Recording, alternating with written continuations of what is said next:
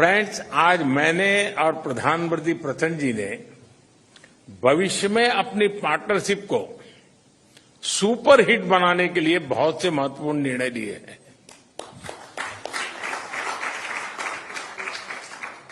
आज transit agreement संपन्न किया गया है। इसमें नेपाल के लोगों के लिए नए रेल रूट्स के साथ साथ भारत के इनलैंड वाटरवेज की सुविधा का भी प्रावधान किया गया है। हमने नए रेल लिंक स्थापित कर फिजिकल कनेक्टिविटी को बढ़ाने का निर्णय लिया। साथ साथ भारतीय रेल संस्थानों में नेपाल के रेल कर्मियों को प्रशिक्षण प्रदान करने का भी निर्णय लिया गया है। नेपाल के सुदूर पश्चिमी क्षेत्र से कनेक्टिविटी को बढ़ावा देने के लिए सिरसा और झूलाघाट में 2 और पुल बनाए जाएंगे। क्रॉस बॉर्डर डिजिटल पेमेंट के लिए उसके माध्यम से फाइनेंशियल कनेक्टिविटी में उठाए गए कदमों का हम स्वागत करते हैं। इसका लाभ हजारों विद्यार्थी, लाखों टूरिस्ट और तीर्थयात्रियों के साथ साथ मेडिकल ट्रीटमेंट के लिए भारत आए मरीजों को भी मिलेगा। 3 आईसीपी के निर्माण से आर्थिक कनेक्टिविटी सुदृढ़ होगी। पिछले साल हमने पावर सेक्टर में सहयोग के लिए एक लैंडमार्क विजन डॉक्यूमेंट अपनाया था। इसको आगे बढ़ाते हुए आज भारत और नेपाल के बीच long term power trade agreement संपन्न किया गया है। इसके अंतर्गत हमने आने वाले 10 वर्षों में नेपाल से 10,000 मेगावाट बिजली आयात करने का लक्ष्य रखा है। फुकोट, कर्णाली और लोअर अरुण हाइड्रो इलेक्ट्रिक परियोजनाओं पर हुए समझौते से विद्युत क्षेत्र में सहयोग को और बल मिला है।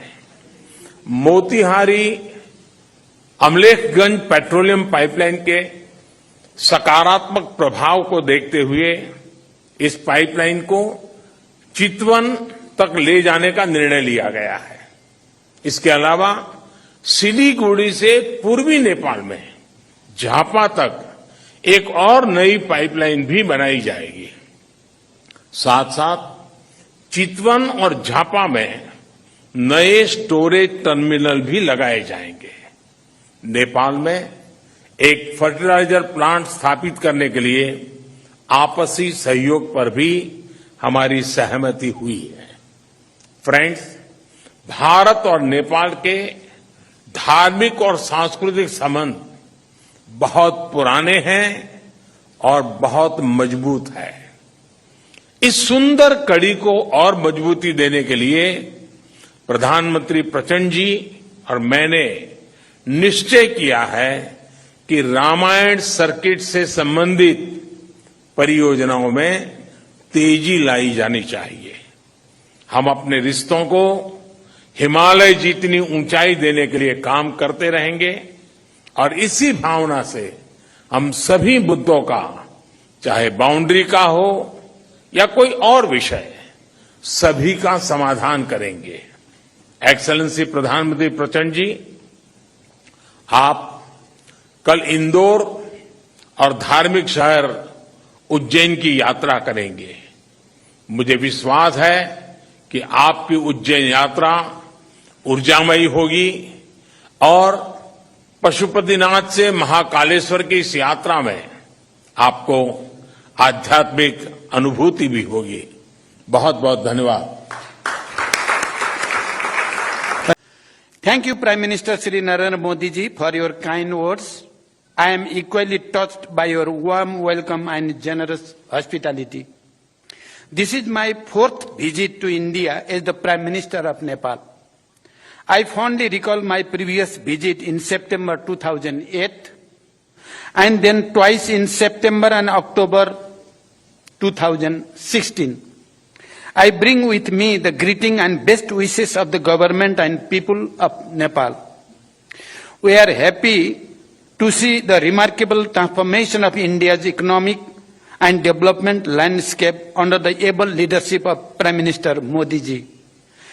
I congratulate Prime Minister Modi ji on completion this week of 9 years in government with far-reaching achievement on many fronts.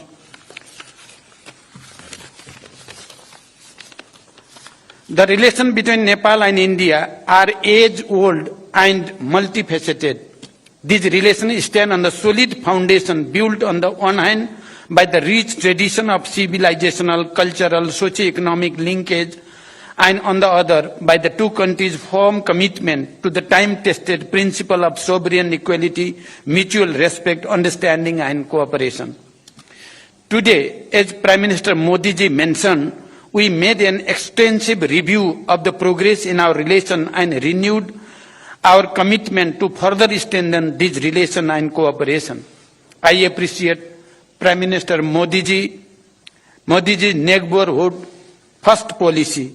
In our meeting today, we discussed the ways to further strengthen cooperation in diverse areas including trade, transit, investment, hydropower development, power trade, irrigation, agriculture, connectivity, including air entry routes, railways, bridge, transmission line, expansion of petroleum pipeline, construction of integrated checkposts, as well as cultural and people-to-people contact.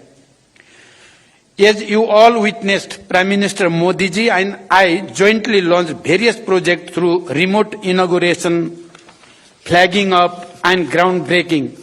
A number of agreements and MOUs have also been exchanged. We reviewed the progress made in the implementation of the hydroelectricity project in Nepal and toward the construction of cross-border transmission line. It is one of the most important elements of our economic partnership. Nepal's hydropower can not only contribute to our economies and energy security, but also serve as an important factor to realize our climate ambition.